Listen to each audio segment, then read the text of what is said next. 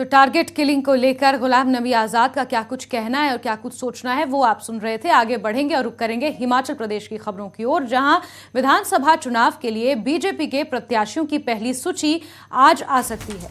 इसके लिए कल जहां हिमाचल बीजेपी और उसके बाद बीजेपी कोर ग्रुप की बैठक हुई, वहीं आज बीजेपी केंद्रीय चुनाव समिति और संसदीय दल की बैठक बुलाई गई है, जिसमें पीएम मोदी भी शामिल होने वाले हैं।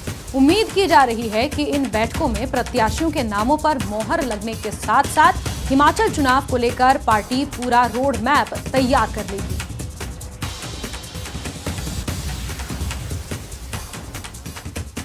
इससे पहले शाम को बीजेपी कोर ग्रुप की बैठक हुई। बीजेपी के राष्ट्रीय अध्यक्ष जेपी नड्डा के आवास पर इस बैठक में केंद्रीय गृह मंत्री अमित शाह, मुख्यमंत्री जयराम ठाकुर, केंद्रीय मंत्री अनुराग ठाकुर समेत हिमाचल बीजेपी के तमाम बड़े नेता मौजूद रहे।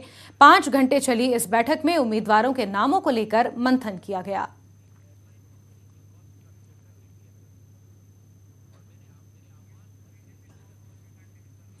वहीं दिल्ली में आज हिमाचल बीजेपी की मैराथन बैठक हुई। सीएम जयराम ठाकुर की मौजूदगी में हरियाणा भवन में यह बैठक करीब 8 घंटे चली।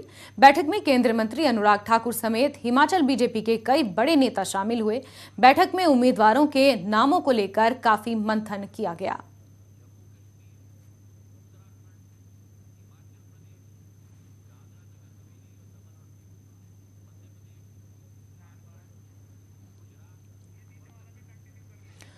वहीं हिमाचल में विधानसभा चुनाव में टिकट बंटवारे को लेकर बीजेपी के भीतर गुटबाजी नजर आ रही है।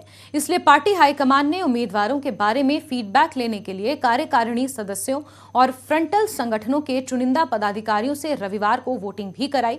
ये वोटिंग प्रदेश के 4 संसदीय क्षेत्रों के मुख्यालयों शिमला, हमीरपुर, कांगड़ा और मंडी में कराई गई। इसमें 3467 पदाधिकारियों ने वोट देकर पार्टी कैंडिडेट्स को लेकर अपनी 3 चॉइस बताई।